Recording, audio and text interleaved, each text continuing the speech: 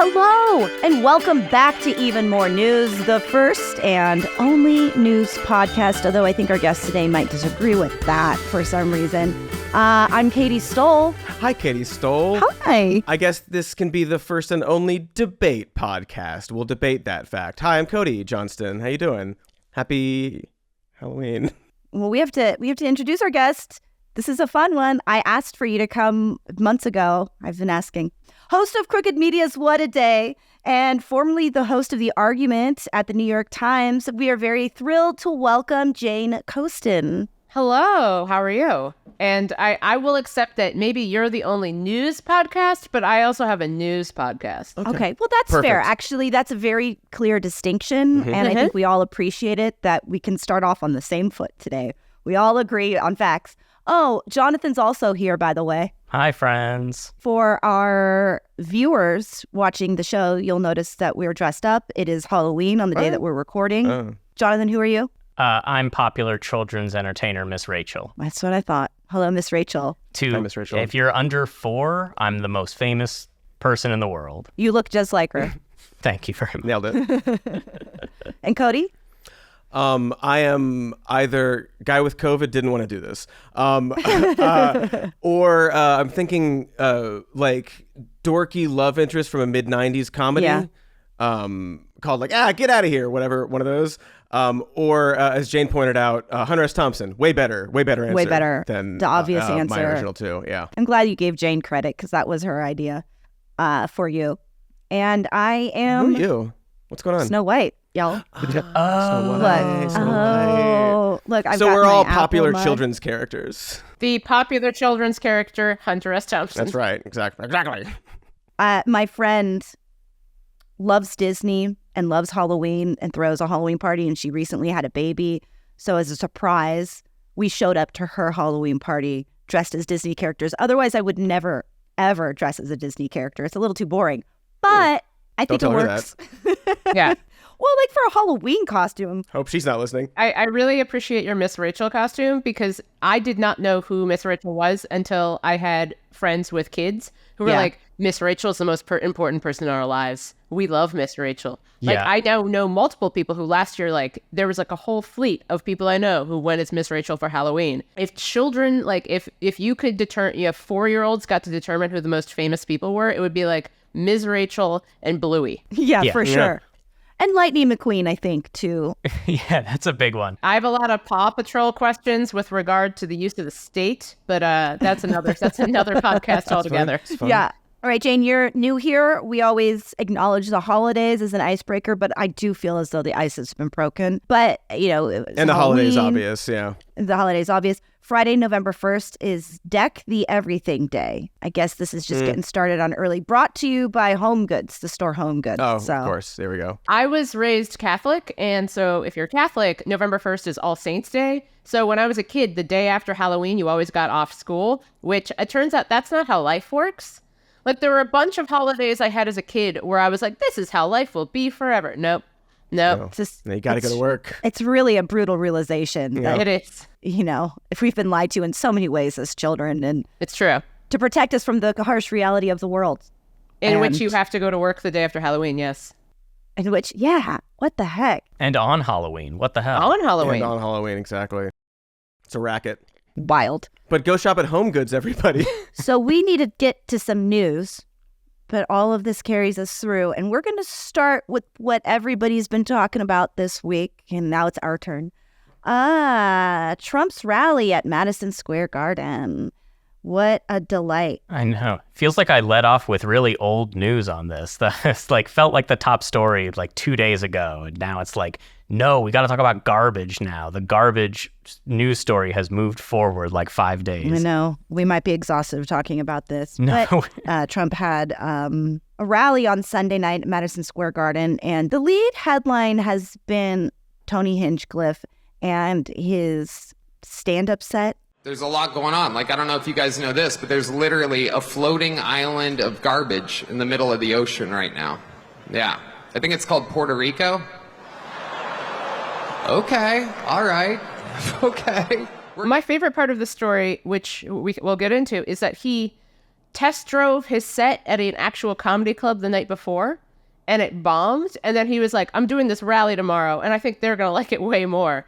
And I'm like, I don't think you know what a political rally is. And obviously, like, the headline from that has been him calling Puerto Rico a floating island of garbage. But, like, it was interesting that that was the comment that got a lot more attention. There was also, he said that, Travis Kelce really reminds me of O.J. Simpson. Like, basically, like, hey, he's going to murder Taylor Swift. Yay! He joked that Latinos ejaculate everywhere. That Jewish people are cheap, and that Palestinians are violent. And what also got me, like, yes, like, there was this comedian. Also the watermelon comment. Yes, the Black people would be carving watermelon for Halloween, which doesn't make sense on any level. On any level. Here's what was interesting to me, and I actually think, like, there were a host of conservatives who made this point too. Nikki Haley did, and Megyn Kelly did. If you are in an election, if you're a normal person, you are working so hard to seem so welcoming and bipartisan, and you want a big tent, even if you don't actually want that. That's what you say. Like, you perform that. Like, George W. Bush had, like, compassionate conservatism, and this idea of, like, we're going to welcome people. You see that kind of Obama's speech at the 2004 DNC about, we're the red states and blue states, we're all Americans, whatever. This Trump rally, his basically final big event before the presidential election was pretty much fuck you, everybody else. It was Nikki Haley and Megyn Kelly basically were just like, this is the broiest thing ever. The entire thing was like, Kamala Harris is a prostitute who has pimp handlers. She's the Antichrist, but also and deeply evil. Hillary Clinton is a son of a bitch, which I'm like, lady of a bitch, perhaps. A sick son of a bitch. And a sick bastard, I think. Yes, and a sick bastard. And, like, every speaker, Hulk Hogan was there again, because what else does he have to do? But it was an event which was basically really making the point of, like, I'm reminded Carrie Lake, and when she ran for governor in 2022, she pretty much was like, if you voted for John McCain, get the hell out. We don't want you. And she lost, obviously. Like, it's so weird to me that this entire campaign, even, like, there was like a 10-minute period during Trump's speech at the RNC where he was like, I will be a president for all Americans. And he was like, well, fuck that, I'm bored. And, like, this Madison Square Garden rally was pretty much like, if you are not already in, this isn't for you. Like, I just can't imagine. Like, imagine if you were just like, I'm a very, admittedly, confused, undecided voter, and I'm just going to wander into this rally and see what I learn. Like, you would just basically learn they hate you, they hate everybody else. Everyone who is not adjacent to Trump is the worst person in the world. One of the most popular speakers was Trump's attorney, who is very bad at being an attorney. Like, and speaking. The entire thing, it was such a strange event to do, especially when, like, it seemed more like a thing Trump wanted to do rather than a good idea for the campaign. Which the back and forth of, like, does Trump want to do this, or is this a good idea? Like, It really is all like, it's Trump really wants to hard. do this, I guess. It's hard to know. There's some sort of playbook with Trump where no matter what he says, good or bad, or what's all bad, but it doesn't really matter how it lands. It's why he cites, he's like, oh, when I say the enemy within, they hate it. They hate it. They get all upset. He loves that. That's part of his ad campaign. It's, look at how I'm triggering them. Look how so there's literally no reason for him to not lean into it so far, because it hasn't worked against him. And there is some idea, I would think, in Monday, Tuesday, that maybe this is working against him, and maybe it is. I don't want to be a downer in our last few days before the election. But then the news story became about Joe Biden's response. Well, let me tell you something. I don't know the Puerto Rican that I know, or Puerto Rico, where I'm in my home state of Delaware. They're good, decent, honorable people. The only garbage I see floating out there is his supporters. First off, Joe, please stop talking. It's like, right. It's like, and now everybody's litigating Joe Biden's comment. Joe Biden is not our candidate. He is not representing us. Also, I will just say, and I've said this repeatedly, and I was talking to my producers about it, Republicans being mad that someone said something mean. Like, come on. It's absurd. I know. It's absurd. Like, so hypocritical. Let's be clear here.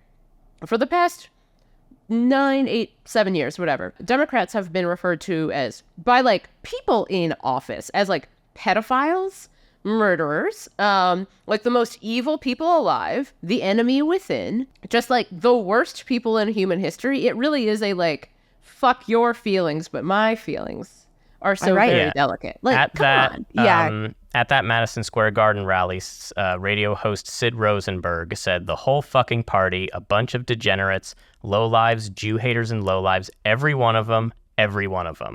No response about this quote. Yeah, it's just, and I think that's to your point, like they feel untouchable. They feel like they can kind of get away with anything. And I mean, the hope is that finally they can't. But this like small bean sort of like, I'm so offended by this. Yeah, like the really, small really bean absurd. bullshit of just like, don't be offended by it so it's much. just I do think it's a desperate attempt to turn the page on what a disaster that rally was. They're like, this is the thing, and like Charlie Kirk saying, you're like, oh, I'm all upset. JD Vance saying, this is disgusting. You're not. Well, especially because JD Vance, after he was like, my favorite thing about this has been JD Vance being like, I didn't hear what he said. I don't know what he said. I'm like, you were there. Yeah. Like at a certain point, also like, spoke at it. But then he's like, people need to stop being so offended by everything. Like, come on. And so you're going to get offended by this old man who you've called Dementia Joe, who who say is on your deathbed. And look, that is what Joe was referring to the jokes. It was an unfortunate phrasing. He was stuttering. He wasn't stuttering, because I don't mean to make fun of the stutter at all. Yeah. But he was looking for his words, and you can tell he was having one of his Joe Biden moments. So what is it? Is he a mastermind that's evil, or is he got dementia, folks? Yeah. Can't stress enough, he's not running for president.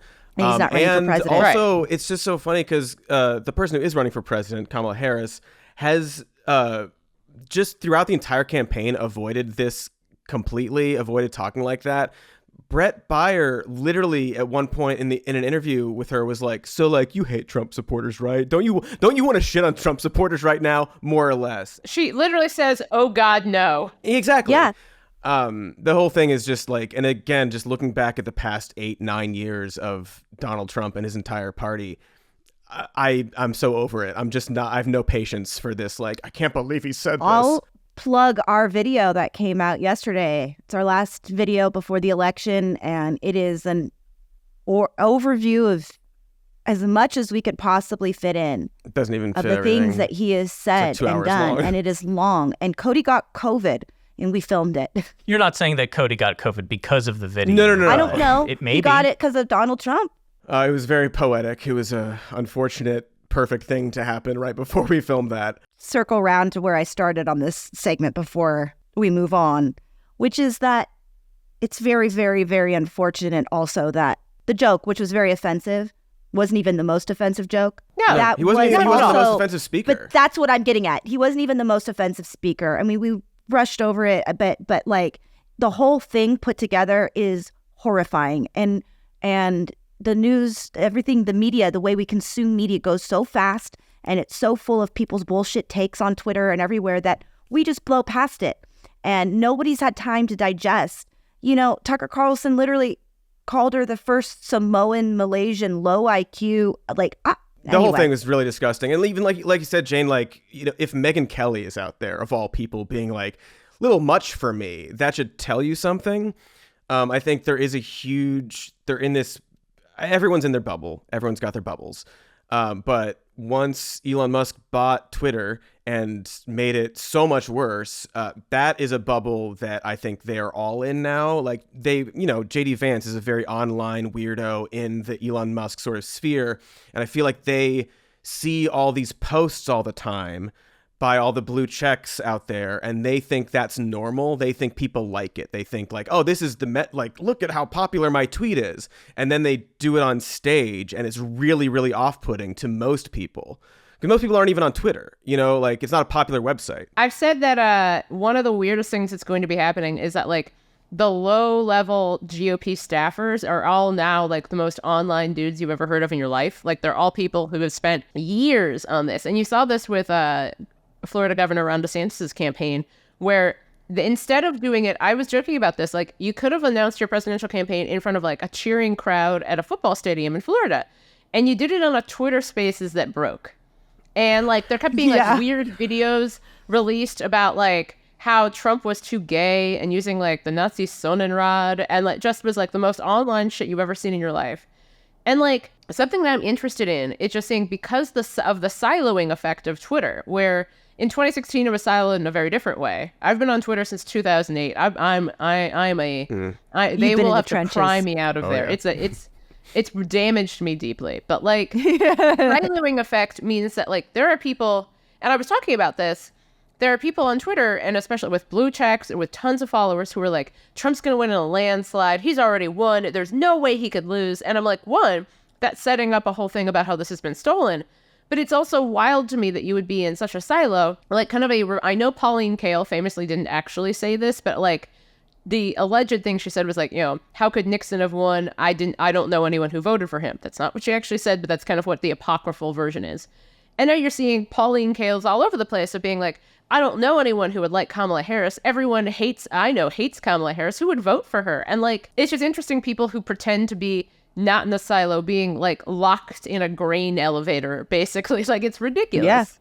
Yeah. Even more so in a lot of ways, like the things that Musk has done to that website in particular. And all websites have this problem. But just sort of the herding into these silos is very, very blatant. Absolutely seeing the effects of what Elon Musk buying this platform has done to our political conversations. But I don't know. That is its own thing. That's its own echo chamber. That's not representative of the whole country or people that are actually living their lives and going about. And Jane, you've always been I feel very good at this, even on the worst website in the world. I've been on Twitter since I think 2009. And it was fun once. It's great. Whatever. We love it. I think my first introduction to your account was seeing you in specifically Ben Shapiro's replies. Like you approach him in a very reasonable way, and you like address these things, and you're kind of the only person I've ever seen him respond to in a reasonable way as well. In like, we're having like a dialogue. He's going to respond to you. You're going to respond to him. I mean, he lies a lot, and I find a lot of those interactions still frustrating. Did you ever find that to be productive? And has it like dropped off? Are you just like, you've given up? I think productive in a couple of ways. I think that there was a point like 10, 15 years ago or something where I definitely was like, I'll just, you know, I'll kill them with kindness. I'll convince them in some way. And now thinking about it, I think that the need for, and you see this with talking heads on both sides of the aisle, but specifically, I think, especially within the right, that there's such a need to perform the Andrew Breitbart fight thing of just constantly being on the attack, constantly being simultaneously incredibly powerful and always a victim. And there's such a need to perform that. And the thing that interested me about my conversation with Ben, I think I remember, is like, there was something about, he was complaining or something about, like Bernie Sanders' popularity. And I basically was like, one of us spent the entire Obama administration calling him a Marxist. So at a certain point, like, come on, bro. And then he was like, I shouldn't have done that. And I'm like, yeah, probably. Yeah. Okay, Jonathan, what's next? Throw us another topic. What's in the news, Jonathan? What's in the news? Tell me about the news. As Miss Rachel. Yes, well, Kamala Harris gave her big closing argument speech at the Ellipse, which is the same site as Donald Trump's January 6th speech. She was basically just putting out her agenda, that she's going to be focused on common sense solutions, bringing people together, typical closing argument stuff, and of course pointing out what a potentially dangerous threat Donald Trump is. She had a line, on day one, if elected, Donald Trump would walk into that office with an enemies list. When elected, I will walk in with a to-do list. Thought that was a pretty good line. It's a good line. Pretty good. Pretty effective. I mean, I don't know if it's effective. It's we'll see, won't we? Well, everyone's talking about how Joe Biden said that one thing, so maybe not. But well, right. I mean, that's one of the issues, is that we're a few days away from the election, and Kamala Harris is maybe the third or fourth top line story. And maybe that's a good thing. Like, anti-Donald Trump seems to, because of that Gallup poll that showed that enthusiasm among Democrats to vote is at like Obama 2008 levels. It's higher than Obama 2008. I also think like a thing that drives me nuts is that people, let's keep in mind, Donald Trump won one election. And I would argue he won not because of like an overwhelming force of personality, but because roughly 75,000 people in 3 states didn't vote. And I would say a lot of them, like I kind of remember hearing from people like Hillary Clinton is so gonna win that I don't really need to vote, which is a hilarious thing to say, but like it wasn't so funny at the time or ever since. And so I think that there's been this idea that one, he won in a way that happens to line up with whatever it is you're maddest about. Like the people who concluded that this means that the Republican Party is like knee deep in populism, who have totally ignored the fact that like so much of Trump's first term was like, I handed over the keys to the EPA to like the richest dude I could find who built a many $1,000s soundproof room in his office. Like, and spent a lot of time demanding Secret Service take him to this very expensive French restaurant in DC called Le Diplomate. It's been interesting because I think that there's a way in which Trump's actual presidency becomes ignored and replaced with this just so story of like, you were mean to him once and then he won. Or this is why, because you didn't nominate Bernie Sanders, or this is because of X and Y. Let's keep in mind, he won one election. Everyone connected with him. The 2017 special elections, Corey Stewart in Virginia. 2018 midterms. The 2020 election, which he lost. The 2022 midterms, which all of his like favored candidates, like Blake Masters, skinwalker murderer of Arizona, lost. So there's this idea that like anything that happens is automatically good for him. Oh, like I had somebody telling me like, oh, you know, everyone's paying attention to this terrible Madison Square Garden rally. That's going to help him. Gravity still applies to Donald Trump. It still does. There are people who seem to believe that he is a magical being who anything he does will automatically help him with his supporters. But let's keep in mind that like the base of any party is not the country. Like what you're supposed to do to win a presidential election is that you need the base, the people who like you all the time, the people who would metaphorically like go to the concert and buy all the merch. You also need people who put like 1 or 2 of your songs on a Spotify playlist. Trump doesn't really do that. He seems to believe that he won in 2016 by diving down in a base that didn't vote very often or would only vote for him. And he seems to think he can just do that repeatedly, and it hasn't proven to be true. So I just want to say, like, I think the ellipse speech was really important, also because of the visuals, also because of the seriousness. Like, it was a good speech, and it was also a speech made at a time in which, like, the alternative is so unserious and yet so very serious to so many people. And I think it's also important to remember that, like, not everything Trump does is good or helpful for him. I don't mean good morally. I mean, like, helpful for him politically. Like, at a certain point, he actually can't shoot somebody on Fifth Avenue and get away with it. Like, his supporters will let him get away with it. With those people, like, right. But it's like, yeah, I mean, I saw some of the stupidest reporting is, like, people going, like, I saw National Review had someone go to the rally in Madison Square Garden, and they met some black Trump supporters, and they were like, oh, everyone in Harlem's voting for Trump. And I'm like, oh, people at a Trump rally told you that everybody they know is voting for Trump? News at 11? Like, yeah. Come on, what are we doing here? And so I think, like, yes, I think her speech got eclipsed, but it got eclipsed because, like, the lead story is Donald Trump has crazy rally that has had knock-on effects, and also he keeps talking about his enemies, and also he's made it very clear that the best possible argument for Donald Trump is that he's lying about all the stuff he wants to do. Like, that's it. If the best possible argument is that he actually doesn't want to arrest journalists, he doesn't want to take CBS's license, he doesn't want to deport 10 million people, he doesn't want to do all of this stuff that he has repeatedly said he wants to do, and actually he wants to do stuff that RFK Jr. wants him to do that he doesn't care about at all. Like, oh yeah, we're banning vaccines now. We're banning vaccines. That's what you want to talk about. And everyone's going to eat organic because apparently, do you remember Michelle Obama and Let's Move and how Republicans got so mad sure about? Do. No, like, that was evil. That was evil what she was wanting to do. Yes, no, but now the apparently brainworm's talking, and it's good. Mm. Yeah, and so I think, like, it's just always important to remember that, like, what Trump does is not always good. Oh, yeah. I think I keep coming back to that. And I it's not good to get complacent and everybody should go out and vote. But he is and always has been deeply unlikable and unpopular. He's not won the popular vote. there are people who love him, but you see it in every election you just named. And I know, Katie, you've got different conversations you've got going on. I respect this perspective, and I really hope that it's correct. And I don't think it's wrong. I think that there are far more people, unfortunately, that live in a gray area that really don't like both and don't like Donald Trump, but literally think that this party will do better for them financially. And I think we might be downplaying that. Well, I hope I'm wrong. Speaking of that, part of the closing argument from Donald Trump, on the other hand, seems to be coming from Elon Musk, that everyone's going to have a really rough time. The economy's going to tank, and he'll be fine. He's going to have a great time, actually, handing out his cum to everybody of his friends. No, I think my favorite part of this is like, he said, we have to reduce spending to live within our means.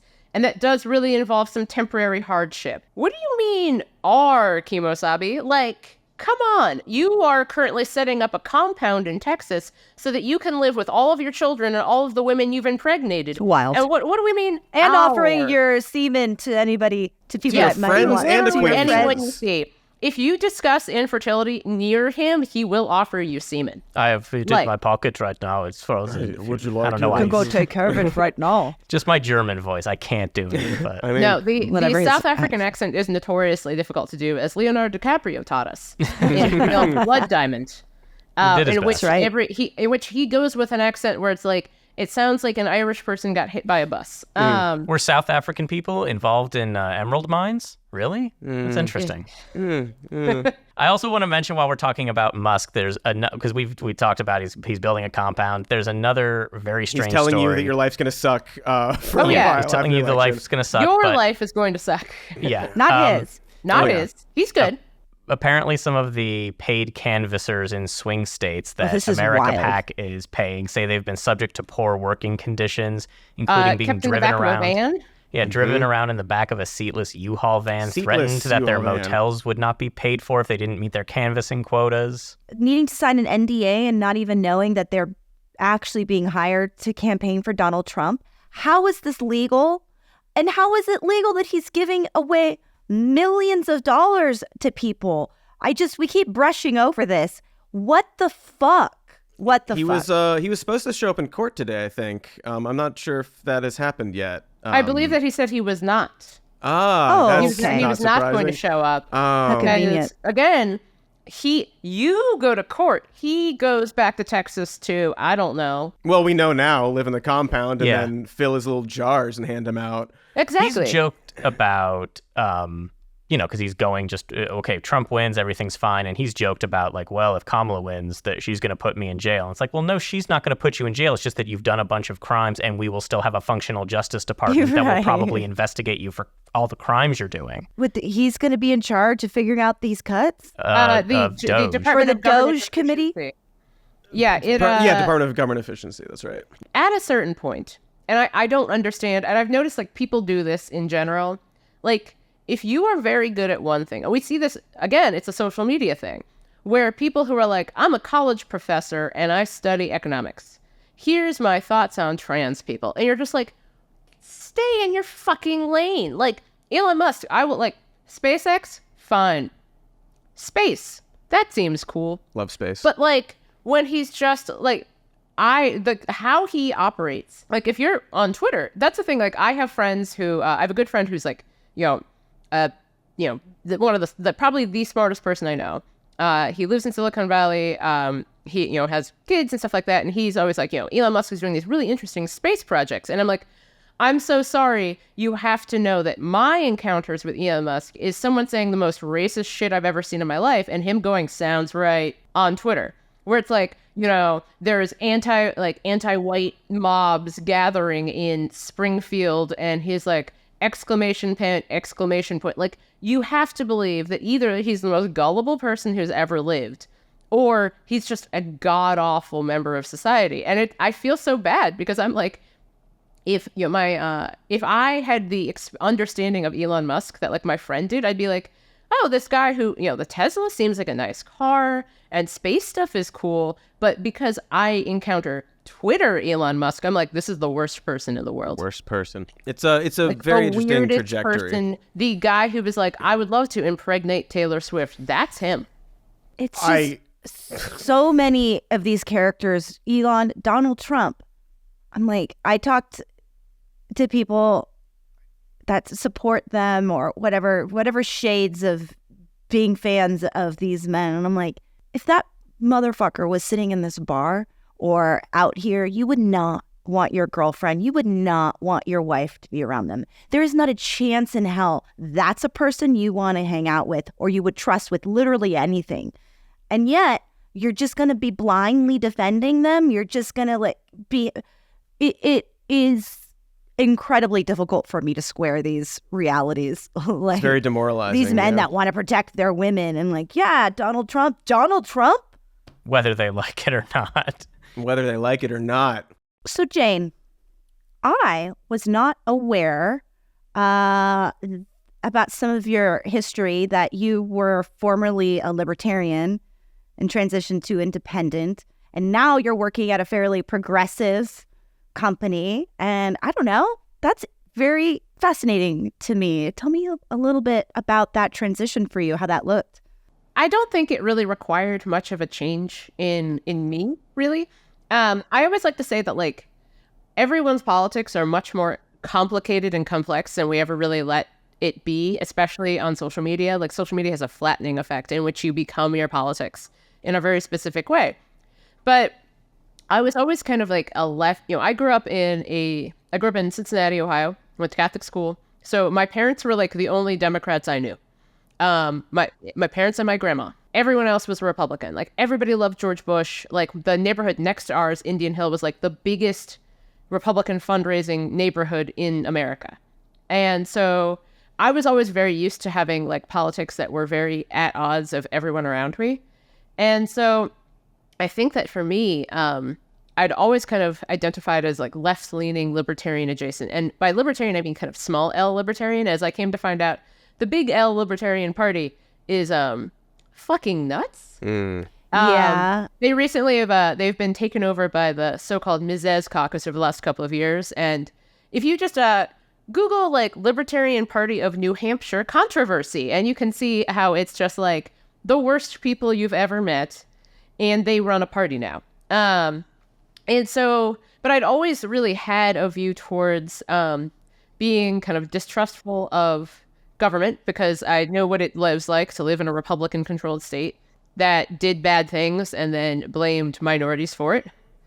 And then I'd always had like a real sense of valuing liberalism and valuing liberal norms.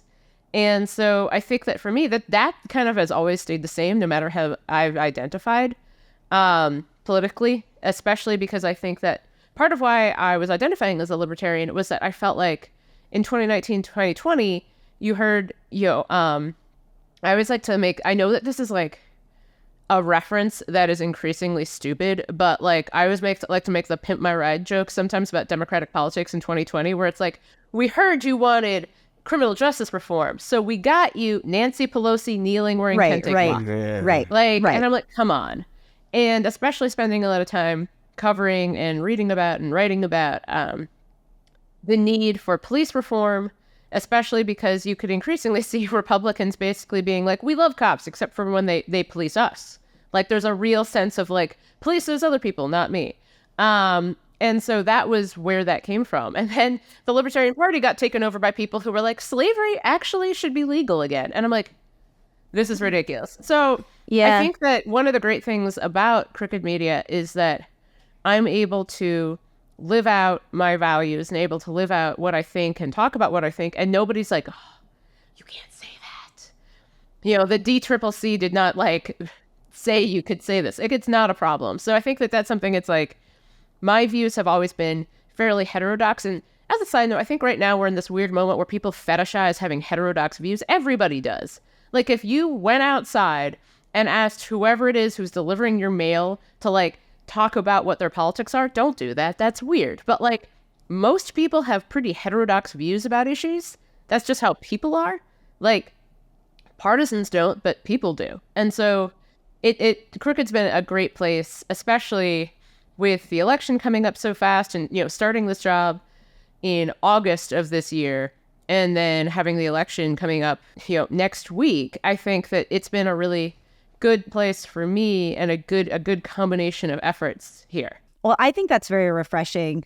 Actually, I think what's frustrating, especially about American politics, probably everywhere, but I have grown up in American politics, is that we've got these two parties essentially. And yeah, you're picking your team when the reality is more nuanced. And you're like, these are the issues. These are the things the through lines that I care about. Which is the space that's the best use of my energy? Libertarian, there are lots of things about it that make sense and shouldn't necessarily be just dismissed. But the party itself, right, exactly as you described, is not lining up necessarily with what they're saying. And it's like, I don't know who I am. I'm an independent. I'm a Democrat. I'm voting liberal because that's the most closely aligned to my values. But it is frustrating because both of these parties, all of these parties, are not actually representing who I am or what I want to see. And especially if I could say, I think something that's really important to remember, and I'm aware that if we lived in a country that had a parliamentary system, my husband, for example, is from New Zealand. They have so many political parties. They have both the Green Party and the Outdoors Party, and no one knows what the difference is. I still no idea. But if you were in that sort of system in which parties come into coalition, and then that's how you control parliament or your whatever the equivalent of your Congress or something like that is, that would be a means by which you could have a party that was better as a means of self-expression. That is not what we have. The problem, I think, right now is that you have minority parties. So we actually have a bunch of political parties. We have the Libertarian Party, the Constitution Party, the Green Party. The challenge is so many of these outside parties are physically allergic to power and to trying to get into it. So you see the maddest people in the world are the people who see someone like Alexandria Ocasio-Cortez working with more centrist Democrats to move the Democratic Party further to the left, which is what you're supposed to do if you want the stuff you want to actually happen. Do you want stuff to happen, or do you want to wear it as a costume, your party allegiance? Right. And so I think it's really important especially in our current system, it is actually, to me, far more effective if you want things to happen. Do you want stuff to happen? Or is this an identity for you? My politics is actually, it's not, my politics are in some ways based on my morals and beliefs, but my politics are actually an effort to get stuff done that I want. I want a thing to happen. I will work with people who also want that thing to happen. We might disagree on a bunch of other stuff, but we want this thing to happen, and then we can get to the disagreeing later. I think too often people wield their politics in the same way you would wield your identity or, these intrinsic aspects of you, and they get really mad at other people who aren't doing that. Why aren't you throwing stones from the outside? Well, you want to get stuff done. And so I think that for me, I'm okay with the fact that the Democratic Party, I'm a registered independent, but I will be voting for Democrats in this year. And I'm completely fine with the fact that I do not agree with them on everything. I recognize that I agree with them on not enough stuff, and I disagree with Republicans on way more stuff. And I also know that I would probably have more of a means to influence and move Democrats towards what I want than I would Republicans or anybody else. Absolutely. I mean, that's the system that we are working in, and that's the best that we can do. I also empathize and understand the frustration that people have with feeling like the things that they really want keep getting brushed over, or because we're playing this game in our system, the party keeps moving further to the right to keep up with, the trajectory of politics in general here are moving to the right. And you feel like I'm grinding my wheels supporting a party, but what's the point that I stand up and say, wait, this is it, you're not doing it for me, but I don't have another means. And obviously in this election, and I'm yeah, it really does. It gets, especially if in an idea of what is this politics delivered for me? There's tons of stuff. I just keep thinking about I used to work at the Human Rights Campaign. I was a speechwriter, and I keep thinking about how the marriage equality fight, which was about 10 years ago, HRC and a bunch of other organizations were in court fighting for it. And 10 years later, marriage equality has gotten to the point where it is remarkably accepted. Like, stuff does happen. Like, things do take place. Moves can be made. Politics can occasionally lead to stuff. The point of politics is actually to do stuff. The point of politics is politics is the road to policy. Policy is why the road outside this building is where it is, and why there's, stop signs and bumps on it or something like that. I think it's important to remember that politics is a slow, grinding, terrible process to get to policy. And I just think it's so important for people to remember that it's a slog. It always has been and always will be. And I think that that's something, especially when we're in a space in which our media moves so quickly, our news moves so quickly, it can feel weird that you're people are still debating Obamacare. It feels weird, but this stuff takes time. This election is not just an opportunity to try and stop something from happening. It is also an opportunity to say that we want this other stuff that we think is better to take place. And then basically saying, we said you could do this. We said we wanted you to do this. Now go do it. And then if you don't go do it, then we yell at you. Right. And you're pointing out your example, with marriage equality, things like that. Oftentimes it's not going to come from either of the parties. It's going to come from these other organizations that are pushing for something like that, as opposed to, the Democrats didn't come together and are we love marriage equality suddenly. It was this sort of constant push that had to happen. Guys, I think we've done it. I think we've made it to the end of the show. Done it, yeah. Are we feeling good? Do we change the course of this election? I think we did. I think we did. I think so. I'm going to be living out for the next 5 days. I got no problem with that. Let's go. I'm going to be sharing boomer memes. And then for one more week. And then after that, I'll be all mad at them again. But I'll take the heat. Jane, you're confident? You're confident now? I am confident in that today is October 31st. And that's about as far as I've gotten. But I will say that I refuse to give in to weirdo doomerism. I won't do it. Not to get too serious on here, but if you've ever had to if you've ever struggled with depression or any sort of anything, I find doomerism actually personally offensive, because there's this idea that if you encourage doomerism, people will do more. It's been proven that's not true. Climate doomerism, political doomerism, it doesn't make anyone do anything, because people are what's the point? And I'm what's the point? And so I'm I encourage optimism and enthusiasm, especially because there are still so many ways to make things better. And I think people should take advantage of those. And if you're not going to do that, you can just shut the fuck up. It's fine. Yeah, why I are you think that's a really good message. And just in general, let's not forget that there's so many other things at stake everywhere you live. There are so many other things to show up for and vote. Down ballot races of it are so important. It makes all the difference.